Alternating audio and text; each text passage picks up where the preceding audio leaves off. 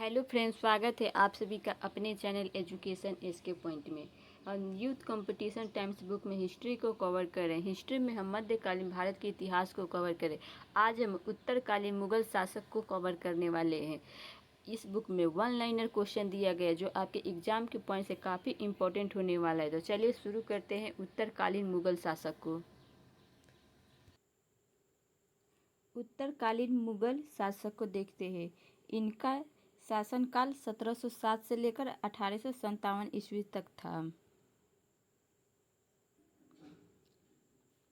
मुगल शासक औरंगजेब की मृत्यु के बाद भारतीय इतिहास के कालखंड को किस नाम से जाना जाता है? तो उत्तरोत्तर मुगल काल के नाम से जाना जाता है। मुगल शासक औरंगजेब के कितने पुत्र थे? तो 5 पुत्र थे। मुगल शासक औरंगजेब के ज्येष्ठ पुत्र का क्या नाम था? तो मोहम्मद मुअज्जम था। औरंगजेब ने अपने पुत्र मोहम्मद मुअज्जम को कौन सी उपाधि दी थी? तो शाह आलम की। औरंगजेब ने अपने पुत्र मोहम्मद आजम को कौन सी उपाधि दी थी? तो शाह अली जाह की। औरंगजेब का कौन सा पुत्र औरंगजेब की नीतियों का प्रबल विरोधी था? तो शाहजादा अकबर था। किस मुगल शासक ने अपनी मृत्यु के पहले अपने जीवित पुत्रों में साम्राज्य को विभाजित करने की वसीयत की थी? तो औरंगजेब ने। औरंगजेब की मृत्यु के पश्चात उसके किन पुत्रों के मध्य परस्पर संघर्ष एवं युद्ध हुआ था? तो मुअज्जम, आजम और कामबख्श के मध्य हुआ था। मुअज्जम और आजम के मध्य जून 1707 ईस्वी में आगरा के समीप जाजमऊ के युद्ध में कौन विजयी हुआ था? तो मुअज्जम हुआ था। औरंगजेब के पुत्रों के मध्य उत्तराधिकार के संघर्ष एवं युद्ध में किसे सफलता प्राप्त हुई थी? तो महमूद मुअज्जम को हुआ था। औरंगजेब की मृत्यु के उपरांत सर्वप्रथम किस पुत्र ने स्वयं को बादशाह घोषित किया था? तो महमूद आजम ने।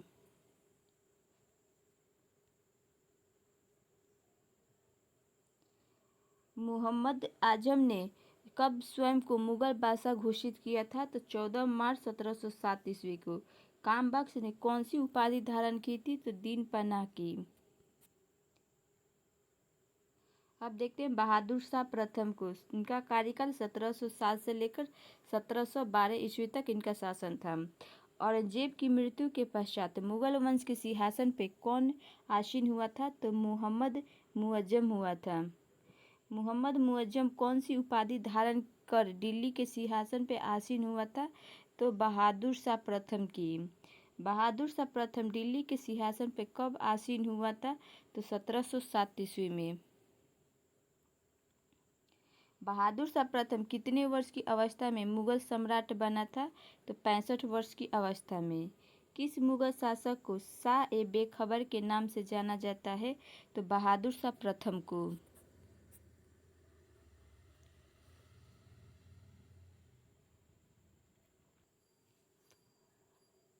किस इतिहासकार ने कहा था कि बादशाह राजकीय कार्यों में इतना अधिक लापरवाह था कि लोग उसे शाह बेखबर कहने लगे थे? तो खफी खां ने कहा है। किस मुगल शासक के काल में मुगल दरबार में ईरानी एवं तुरानी दल प्रभावशाली हो गए थे? तो बहादुर शाह प्रथम के। उत्तरवर्ती मुगल दरबार में ईरानी दल का प्रमुख नेता कौन था? तो अरशद खां तथा उसका बेटा जुल्फिकार था। उत्तरवर्ती मुगल दरबार में ईरानी दल किस धार्मिक संप्रदाय के अनुयायी थे? तो शिया संप्रदाय के। उत्तरवर्ती मुगल दरबार में तुरानी दल का नेतृत्व कौन कर रहा था? तो चिनकिज खां तथा गाजीउद्दीन फिरोज जंग कर रहा था। उत्तरवर्ती मुगल दरबार में तूफानी दल किस धार्मिक संप्रदाय के अनुयायी थे? तो सुन्नी संप्रदाय के अनुयायी थे। किस मुगल शासक ने मराठा शासक संभाजी के पुत्र शाहू जी को कैद से मुक्त कर दिया था? तो बहादुर शाह प्रथम ने।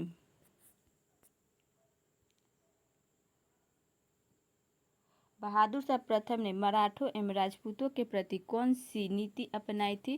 तो मैत्रीपूर्ण नीति अपनाई थी। बहादुर शाह प्रथम ने किस सिख नेता के विरुद्ध सैन्य अभियान किया था? तो बंदा बहादुर के विरुद्ध है। किस मुगल शासक ने गुरु गोविंद सिंह के साथ मैत्री संधि कर गुरु के सम्मान में खिलअत तथा उच्च मनसब प्रदान किया था? तो बहादुर शाह प्रथम ने। मुगल शासक बहादुर शाह प्रथम की मृत्यु कब हुई थी? तो 1712 ईस्वी में हुआ था। इतिहासकार सिडनी ओवन ने किस मुगल शासक के संबंध में कहा है कि वह अंतिम मुगल सम्राट था जिसके विषय या बारे में कुछ अच्छे शब्द कहे जा सकते हैं? तो कौन था मुगल सम्राट? तो बहादुर शाह प्रथम थे। किस मुगल शासक ने अपने पिता के द्वारा लगाए गए घृणित जजिया कर की वसूली बंद करवा दी थी? तो बहादुर शाह प्रथम ने। अब देखते हैं जहांदार शाह को। इनका कार्यकाल कितना था? तो 1712 से लेकर 1713 ईस्वी तक था। बहादुर शाह प्रथम की मृत्यु के पश्चात मुगल सिंहासन पर कौन आसीन हुआ था? तो जहांदार शाह हुए थे। मुगल उत्तराधिकार के युद्ध में जहांदार शाह ने अपने किन किन भाइयों की हत्या कर मुगल सिंहासन को प्राप्त किया था? तो अजीम उस शान, रफ़ी उस शान तथा जहान शाह की। जहांदार शाह को सिंहासन प्राप्त करने में किस शक्तिशाली अमीर सरदार ने प्रमुख भूमिका निभाई थी? तो जुल्फिकार खान ने। मुगल शासक जहांदार शाह ने अपना वजीर किसे नियुक्त किया था? तो जुल्फिकार खां को।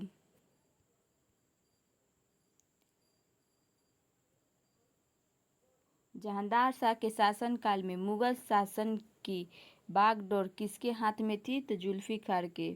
इतिहासकार खफी खान ने किस मुगल शासक के शासनकाल के संदर्भ में लिखा है कि नया शासनकाल चारणों गायकों, नर्तकों एवं नाट्य कर्मियों के समस्त वर्गों के लिए बहुत अनुकूल युग था? तो जहांदार शाह के शासनकाल को कहा है। जहांदार शाह ने मिर्जा की उपाधि किस राजपूत सरदार को प्रदान की थी? तो राजा जय सिंह को। जहांदार शाह ने राजा जय सिंह को किस क्षेत्र की सूबेदारी प्रदान की थी? तो मालवा की। जहांदार शाह ने किस राजपूत सरदार को महाराजा की उपाधि से सम्मानित किया तथा गुजरात के सूबेदारी प्रदान की थी? तो राजा अजीत सिंह को। किस मुगल शासक पर उसकी प्रेमिका लाल कुंवर का काफ़ी प्रभाव था? तो जहांदार शाह पे। किस मुगल शासक को लंपट, मूर्ख या लापरवाह कहा जाता था? तो जहांदार शाह को। उत्तरवर्ती किस मुगल शासक के समय में इजारेदारी व्यवस्था, ठेके पर राजस्व की वसूली को बढ़ावा दिया गया था? तो जहांदार शाह के समय में। इतिहासकार कामवर खान ने किस मुगल शासक के शासनकाल के संबंध में लिखा है कि उल्लू बाज के घोंसले में रहने लगे तथा कौवे ने बुलबुल का स्थान ले लिया, अर्थात अयोग्य लोगों का शासन में शामिल होना था? तो जहांदार शाह के शासनकाल में लिखा है।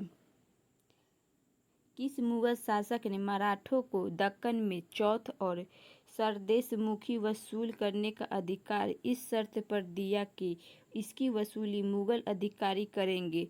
तो जहांदार शाह ने कहा है।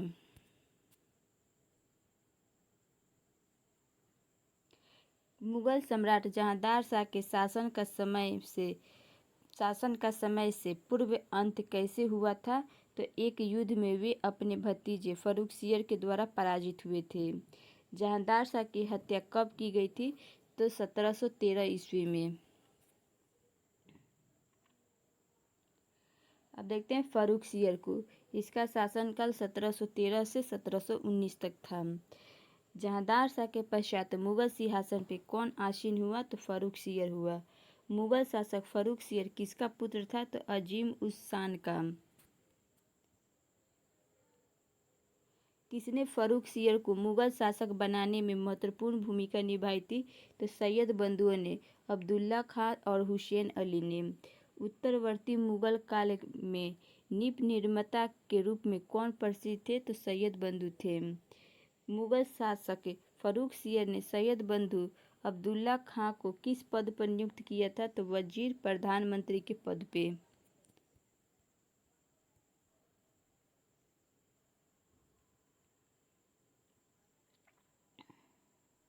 मुगल शासक फर्रुखसियर ने सैयद बंधु हुसैन अली को किस पद नियुक्त किया था? तो मीर बख्शी का सेनापति के। किस मुगल शासक के शासनकाल के विरोधी गुट के पदाधिकारी जुल्फिकार की हत्या तथा उसके पिता असद खां को कैद में डाल दिया गया था? तो फर्रुखसियर के शासनकाल में। किसके समय में ईरानी, तुरानी तथा हिंदुस्तानी गुट के अमीर मुगल राजदरबार में सक्रिय थे? तो फर्रुखसियर के शासनकाल में। फर्रुखसियर ने तुरानी गुट के किस अमीर सरदार को दक्कन के 6 मुगल सूबों और प्रांतों की सूबेदारी प्रदान की थी? तो निजाम उल मुल्क को, चिलकिलिज खां को। किस मुगल शासक के आदेश पर बंदा बहादुर को यंत्रणा देकर मृत्युदंड दिया गया था? तो फर्रुखसियर के। सिख नेता बंदा बहादुर की हत्या किस मुगल शासक के शासनकाल में हुआ था? तो फर्रुखसियर के। सिख नेता बंदा बहादुर की हत्या कब हुई थी? तो 1716 ईस्वी में। किस मुगल शासक के द्वारा अंग्रेजों को व्यापारिक लाभ का शाही फरमान जारी किया गया, जिसे कंपनी का मेगना काटा कहा जाता है? तो फर्रुखसियर ने किया है। मुगल शासक फर्रुखसियर ने अंग्रेजों का शाही फरमान कब प्रदान किया था? तो 1717 ईस्वी में। मुगल शासक फर्रुखसियर के द्वारा जारी शाही फरमान से अंग्रेजों को किस प्रकार का लाभ प्राप्त हुआ था? तो बिना सीमा शुल्क के बंगाल में व्यापार करना। मुगल सम्राट के फरमान को कंपनी का मेगना काटा की संज्ञा किसने दिया था? तो ओरम ने। किस मुगल शासक के शासनकाल में सैयद बंधुओं ने मारवाड़ के शासक अजीत सिंह के विरुद्ध सैन्य अभियान किया था? तो फर्रुखसियर के समय। सैयद बंधुओं ने मारवाड़ के शासक अजीत सिंह को पराजित कर अजीत सिंह की पुत्री का विवाह किससे करवाया था? तो फर्रुखसियर से करवाया था। मुगल वंश में घृणित कायर किस शासक को कहा जाता है? तो फर्रुखसियर को। किस उत्तरवर्ती मुगल सम्राट ने जजिया कर पुनः लगाया था? तो फर्रुखसियर ने। 1719 ईस्वी में फर्रुखसियर तथा मराठा पेशवा बालाजी विश्वनाथ के मध्य कौन सी संधि हुई थी? तो दिल्ली की संधि हुआ था। फर्रुखसियर की हत्या कब की गई थी? तो 1719 में। मुगल शासक फर्रुखसियर की हत्या किसके द्वारा की गई थी? तो हुसैन अली के द्वारा। मुगल साम्राज्य में किस अमीर द्वारा किसी मुगल शासक की हत्या का प्रथम उदाहरण कौन सा है? तो फर्रुखसियर की हत्या है।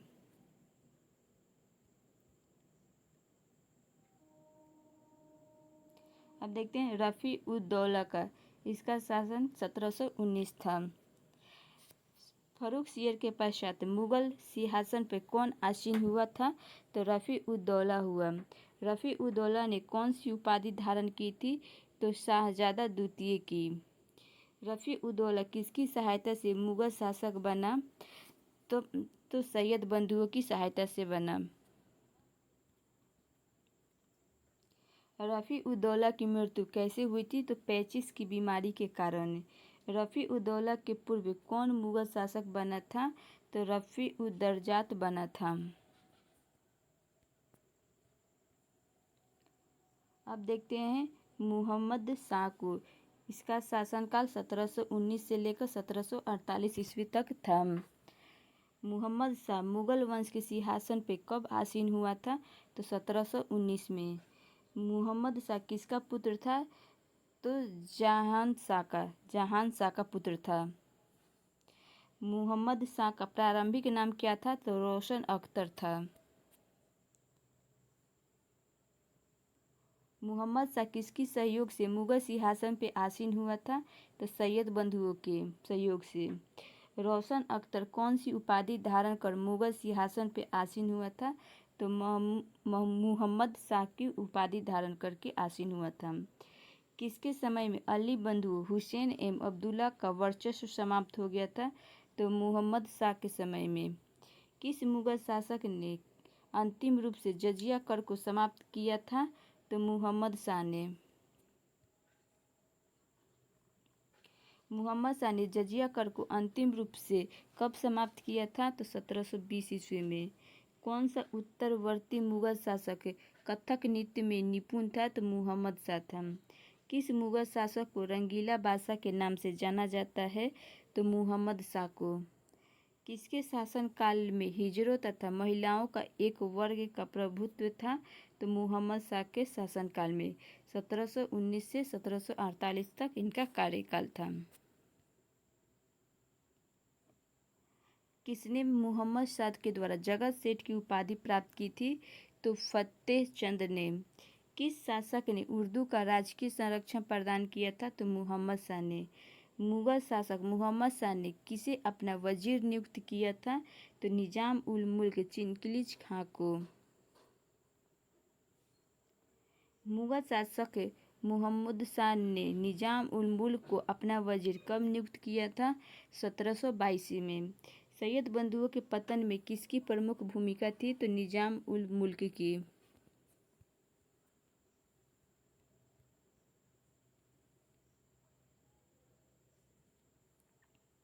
किस मुगल शासक के शासनकाल में स्वतंत्र हैदराबाद राज्य की स्थापना हुई थी? तो मुहम्मद शाह के समय में हुआ था। किसके नेतृत्व में दक्कन में स्वतंत्र हैदराबाद राज्य की स्थापना हुई थी? तो निजाम उल मुल्क के चिंगिस खां के समय में। स्वतंत्र हैदराबाद राज्य की स्थापना कब हुई थी? तो 1724 ईस्वी में। निजाम उल मुल्क ने कौन सी उपाधि धारण की थी? तो आसफ जाह की उपाधि धारण की थी। अब देखते हैं मुहम्मद शाह के शासनकाल में स्वतंत्र राज्य एवं प्रांत को। स्वतंत्र राज्य और नेतृत्व देखते हैं। हैदराबाद का नेतृत्व निजाम उल मुल्क चिंगिस खां ने किया था। बंगाल का मुर्शिद कुली खां ने। अवध का तो सआदत खान। भरतपुर और मथुरा का क्षेत्र को बदन सिंह ने नेतृत्व किया था। गंगा यमुना दोआब क्षेत्र को कटेहर के रूहलों ने किया था।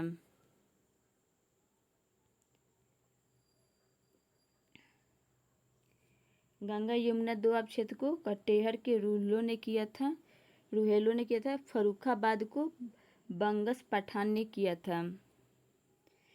किस समकालीन लेखक के अनुसार नादिर शाह ने अपने साथ 60,000 रुपये, कई हजार अशरफिया, 1 करोड़ का सोना, जवाहरात, कोहिनूर हीरा तथा मयूर सिंहासन तख्ते ताउत को ईरान ले गया था?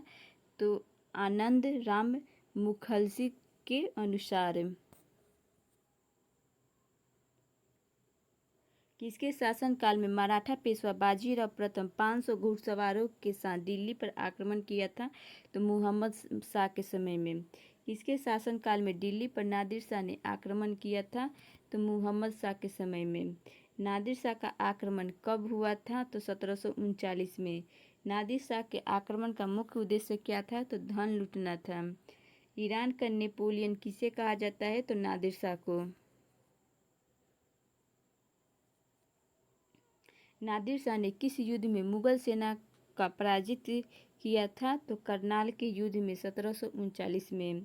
मयूर सिंहासन पर बैठने वाला अंतिम मुगल शासक कौन था? तो मुहम्मद शाह था। नादिर शाह कितने दिनों तक राजधानी में लूटपाट एवं नरसंहार किया था? तो लगभग 57 दिनों तक।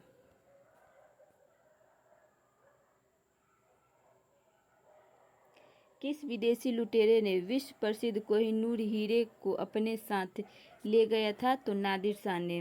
किस मुगल शासक ने अपनी पुत्री का विवाह नादिर शाह के पुत्र नासिरुल्लाह मिर्जा के साथ किया था? तो मुहम्मद शाह ने। नादिर शाह के सेनापति एवं उत्तराधिकारी ने किसके शासनकाल में भारत पर आक्रमण किया था? तो मुहम्मद शाह के समय में। नादिर शाह का सेनापति एवं उत्तराधिकारी कौन था? तो अहमद शाह अब्दाली था। अहमद शाह अब्दाली के द्वारा भारत पर प्रथम आक्रमण कब किया गया था? तो 1747 में।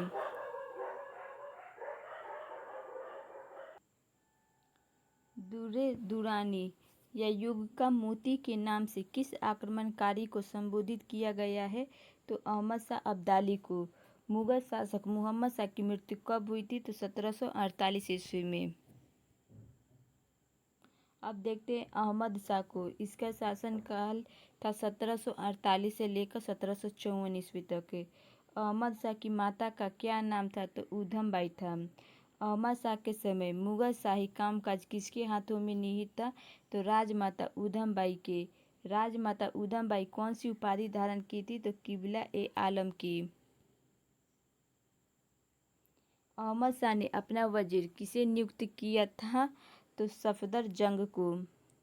राजमाता ऊधम बाई का वह भाई जो आवारा बदमाश पेशवर नर्तक मुत्कात उत दौला का उपाधि तथा 6000 का मनसब प्राप्त किया था, कौन था? तो मान खां था।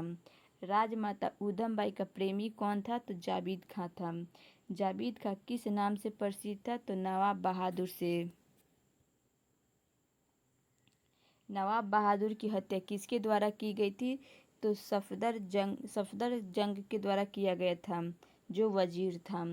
किसने सफदर जंग को वजीर के पद से बर्खास्त कर एतमाउद्दौला को वजीर तथा इमादुल मुल्क को मीर बख्शी के पद पर नियुक्त किया था? तो राजमाता ऊधम बाई ने। नादिर शाह का उत्तराधिकारी तथा सेनापति अहमद शाह अब्दाली ने 1747 से 1767 के मध्य भारत पर कितनी बार आक्रमण किया था? तो 7 बार।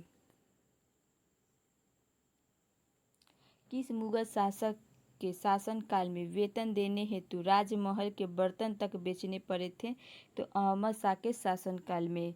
किस मुगल शासक ने आक्रमण एवं युद्ध से बचने हेतु अहमद शाह अब्दाली को 1752 ईस्वी में पंजाब एवं मुल्तान का प्रदेश दे दिया था? तो अहमद शाह ने। अहमद शाह अब्दाली ने अपने द्वारा जीते गए भारतीय प्रदेशों की सूबेदारी किसे सौंप दिया था? तो रुहेला सरदार नजीबुद्दौला को।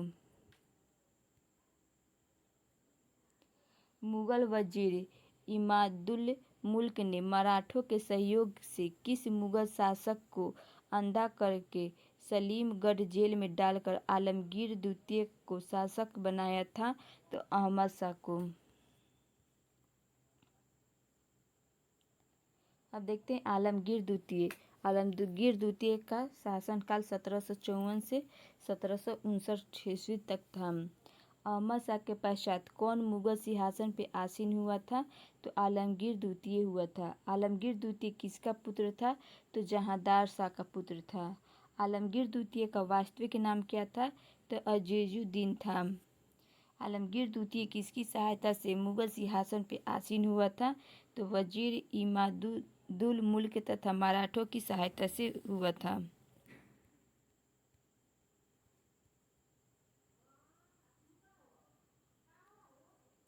मुगल शासक आलमगीर द्वितीय के समय शासन प्रबंध की संपूर्ण शक्ति किसके हाथों में निहित थी? तो गाजीउद्दीन की। किस मुगल शासक के काल में अहमद शाह अब्दाली ने 1756 से 57 ईस्वी में दिल्ली पर आक्रमण कर मथुरा, वृंदावन, आगरा आदि स्थानों पर लूटमार की थी? तो आलमगीर द्वितीय के शासनकाल में। पलासी का प्रसिद्ध युद्ध किस मुगल शासक के काल में हुआ था? तो आलमगीर द्वितीय के शासनकाल में हुआ था। वजीर इमादुल मुल्क ने किस मुगल शासक के विरुद्ध विद्रोह किया था? तो आलमगीर द्वितीय के विरुद्ध किया था। वजीर इमादुल मुल्क ने किस मुगल शासक की हत्या कर लाश को लाल किले के पीछे यमुना नदी में फेंक दिया था? तो आलमगीर द्वितीय को। शाहजहां तृतीय को देखते हैं। इसका शासन का 1759 ईस्वी में था केवल। शाहजहां तृतीय का वास्तविक नाम क्या था? तो मुही-उल मिल्तन था। मुही-उल मिल्तन को शाहजहां तृतीय की उपाधि देकर मुगल सिंहासन पर बैठाने में किसकी महत्वपूर्ण भूमिका थी? तो वजीर इमादुल मुल्क की। कौन से 2 मुगल शासक एक साथ सिंहासीन हुए थे? तो शाहजहां तृतीय दिल्ली तथा शाह आलम द्वितीय पटना में। अब देखते हैं शाह आलम द्वितीय का शासनकाल 1759 से लेकर 1806 ईस्वी तक था। शाह आलम द्वितीय का वास्तविक नाम क्या था? तो अली गौहर था। अली गौहर किसका पुत्र था? तो आलमगीर द्वितीय का। अली गौहर कौन सी उपाधि धारण कर मुगल सिंहासन पर आसीन हुआ था? तो शाह आलम द्वितीय के। किसने पटना में स्वयं को मुगल शासक घोषित किया था? तो शाह आलम द्वितीय ने। कौन सा मुगल शासक दिल्ली में 12 वर्षों तक प्रवेश नहीं कर सका था? तो शाह आलम द्वितीय ने। कौन सा मुगल शासक 12 वर्ष पश्चात 1772 ईस्वी में दिल्ली के सिंहासन पर आसीन हुआ था? तो शाह आलम द्वितीय। किस मुगल शासक को वजीर गाजीउद्दीन ने दिल्ली में दाखिल नहीं होने दिया था? तो शाह आलम द्वितीय को। पानीपत की तृतीय युद्ध के समय मुगल शासक कौन था? तो शाह आलम द्वितीय था। बक्सर का प्रसिद्ध युद्ध कब हुआ था? तो 1764 ईस्वी में हुआ था। बक्सर का युद्ध किस मुगल शासक के काल में हुआ था? तो शाह आलम द्वितीय के। बक्सर का युद्ध किसके मध्य हुआ था? तो अंग्रेज तथा मुगल शासक अवध के नवाब और बंगाल के नवाब के मध्य हुआ था। बक्सर के युद्ध में किसको विजय प्राप्त हुई थी? तो अंग्रेजों को।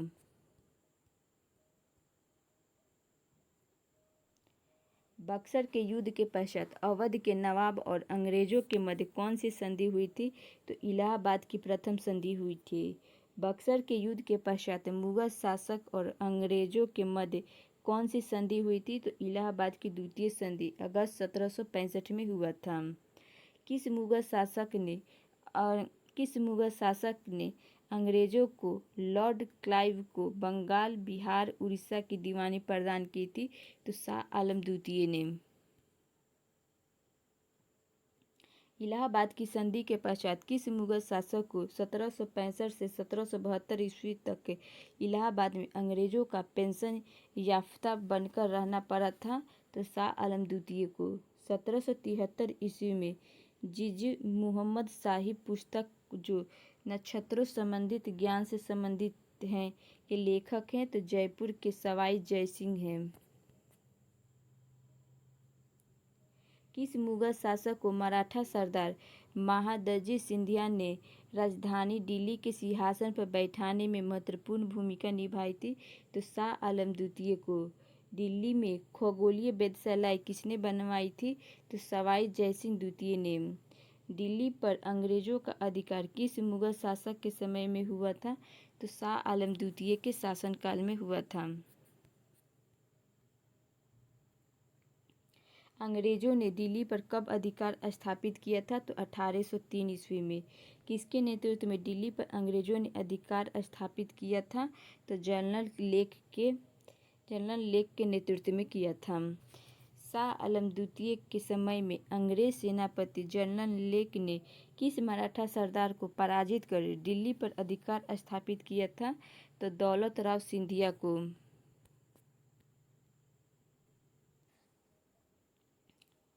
दिल्ली पर अधिकार करने के पश्चात किसे प्रथम अंग्रेज रेजिडेंट नियुक्त किया गया था? तो डेविड ऑक्टरलेनी को। कौन सा प्रथम मुगल शासक अंग्रेजों का पेंशनर बना था? तो शाह आलम द्वितीय। किसके संयुक्त हस्ताक्षर से युक्त भारत की प्रथम पत्र मुद्रा के रूप में रुपये का प्रचलन किया गया था? तो शाह आलम द्वितीय तथा लॉर्ड वेलेस्ली के।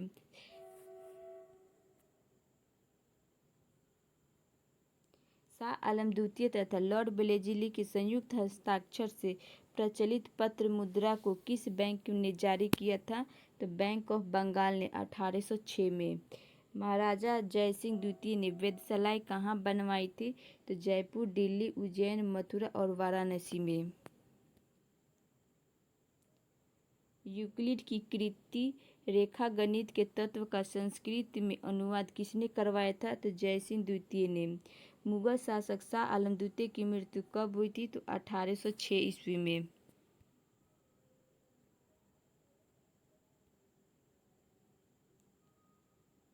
अब देखते हैं अकबर द्वितीय का। अकबर द्वितीय का शासनकाल 1806 से 1837 ईस्वी तक था।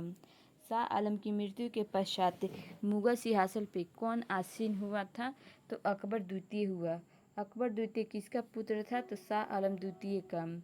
अंग्रेजों के संरक्षण में बादशाह बनने वाला प्रथम मुगल शासक कौन था? तो अकबर द्वितीय था। किसके शासनकाल में मुगल बादशाहत मात्र लाल किले तक सीमित कर रह गई थी? तो अकबर द्वितीय के। सर्वप्रथम किस अंग्रेज ने मुगल शासक अकबर द्वितीय से समानता में स्तर पर व्यवहार की मांग शर्त रखी थी? तो लॉर्ड हेस्टिंग ने। किस मुगल शासक ने राम मोहन राय को राजा की उपाधि देकर पेंशन बढ़ाने हेतु लंदन भेजा था? तो अकबर द्वितीय को। किस शासक के समय में मुगल टकसालें एवं सिक्कों के प्रचलन को प्रतिबंधित कर दिया गया था? तो अकबर द्वितीय ने किया था। मुगल शासक अकबर द्वितीय की मृत्यु कब हुई थी? तो 1837 में। अब देखते हैं बहादुर शाह द्वितीय यानी जफर को। इनका शासनकाल 1837 से 1857 ईस्वी तक था। अकबर द्वितीय के पश्चात मुगल सिंहासन पर कौन आसीन हुआ था? तो बहादुर शाह द्वितीय। बहादुर शाह द्वितीय किसका पुत्र था? तो अकबर द्वितीय का। बहादुर शाह द्वितीय किस उपनाम से शायरी लिखता था? तो जफर नाम से। बहादुर शाह द्वितीय के राज दरबार में कौन से प्रसिद्ध शायर निवास करते थे? तो असदुद्दीन मिर्जा गालिब करते थे। किसे आधुनिक उर्दू शायरी का जन्मदाता माना जाता है? तो वली दक्कनी को।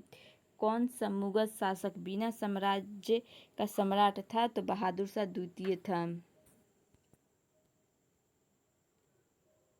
किस अंग्रेज ने मुगल शासक बहादुर शाह द्वितीय को लाल किला छोड़कर कुतुब मीनार चले जाने का आदेश दिया था? तो लॉर्ड डलहौजी ने। लॉर्ड डलहौजी ने बहादुर शाह द्वितीय के स्थान पर किसे मुगल शासक की स्वीकृति दी थी? तो मिर्जा फरुखुद्दीन को। किस अंग्रेज ने मुगलों की बादशाह या राजा की उपाधि को निरस्त किया था? तो लॉर्ड कैनिंग ने। किस मुगल शासक के काल में 1857 ईस्वी की प्रसिद्ध क्रांति हुई थी? तो बहादुर शाह द्वितीय के। 1857 की क्रांति का नेतृत्व किस मुगल शासक ने किया था? तो बहादुर शाह द्वितीय ने। बहादुर शाह द्वितीय का सेनापति कौन था? तो बख्त खां था।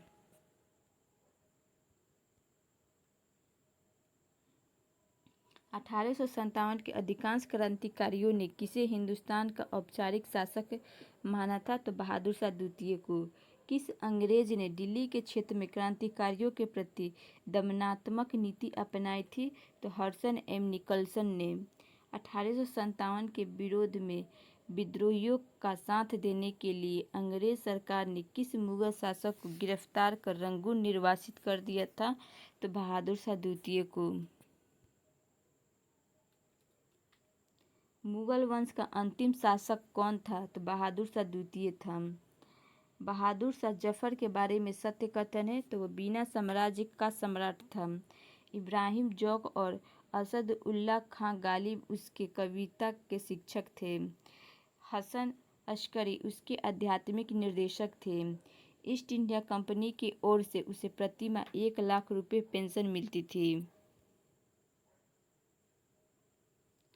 15 लाख रुपए उसकी अन्य परिसंपत्तियों के लिए किराए के तौर पर मिलते थे। 1000 रुपये पारिवारिक खर्च के रूप में मिलते थे। बहादुर शाह द्वितीय की मृत्यु कब हुई थी? तो 1862 ईस्वी में। बहादुर शाह द्वितीय की मृत्यु कहाँ पे हुई थी? तो रंगून में। मुगल शासक बहादुर शाह द्वितीय के भारत निर्वासन के समय भारत का गवर्नर जनरल कौन था? तो लॉर्ड कैनिंग था। उत्तरवर्ती मुगल एवं अन्य शासक की उपाधियां देखते हैं। वास्तविक नाम और उपाधियां। मुअज्जम बहादुर शाह प्रथम का उपाधि कौन थी? तो शाह बेखबर। शाह आलम प्रथम का? तो बहादुर शाह प्रथम। जहांदार शाह? तो लंपट मूर्ख। फर्रुखसियर को घृणित कायर या गीदड़ कहते थे। नादिर शाह ईरान का नेपोलियन। मुहम्मद शाह रोशन अख्तर रंगीला बादशाह। रफ़ी-उद-दौला शाहजहां द्वितीय। अली गौहर, शाह आलम द्वितीय, बहादुर शाह द्वितीय तो जफर, जय सिंह तो सवाई और मिर्जा राजा, राजमाता उधमबाई तो किबला ए आलम, अहमद शाह अब्दाली तो दूरे दुरानी या युग का मोती कहते थे। अब देखते हैं मुगल साम्राज्य के पतन एवं विघटन के संदर्भ में इतिहासकारों के मत देखते हैं। इतिहासकार और पतन के कारण सतीश चंद्रा ने कहा है तो जागीरदारी संकट को मुगल साम्राज्य का प्रमुख कारण माना। अख्तर अली मनसबदारी व्यवस्था को पतन का प्रमुख कारण माना।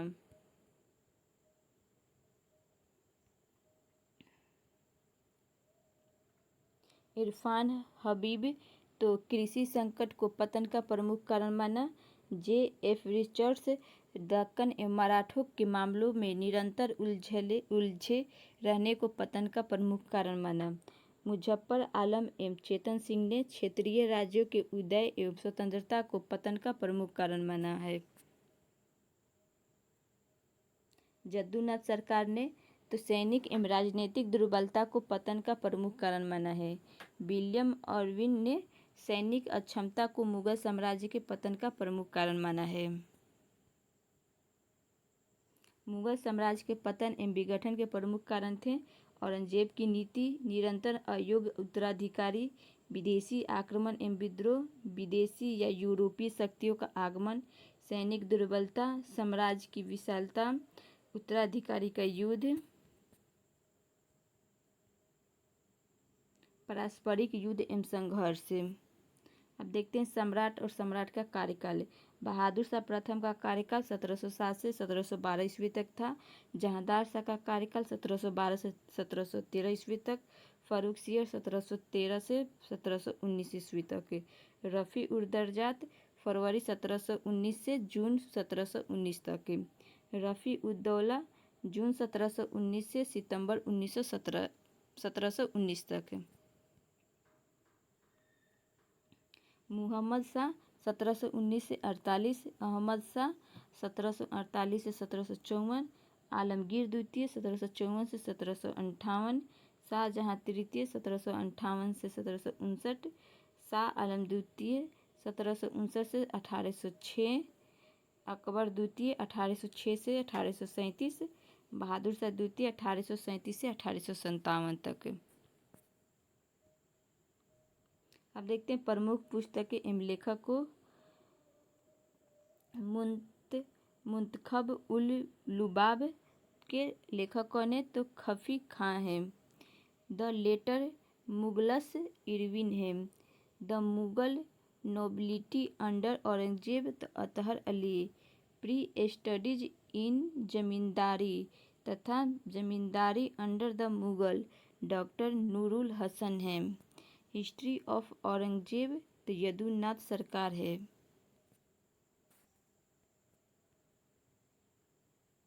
हिस्ट्री ऑफ शिवाजी तो यदुनाथ सरकार की पुस्तक है। हिस्ट्री ऑफ मराठाज तो ग्रांट डफ की पुस्तक है। हिस्ट्री ऑफ सिख तो खुशवंत सिंह की पुस्तक है। अगर हमारा ये वीडियो अच्छा लगा तो वीडियो को लाइक करिएगा, चैनल को सब्सक्राइब करिएगा और अपने दोस्तों में शेयर कीजिएगा। जय हिंद।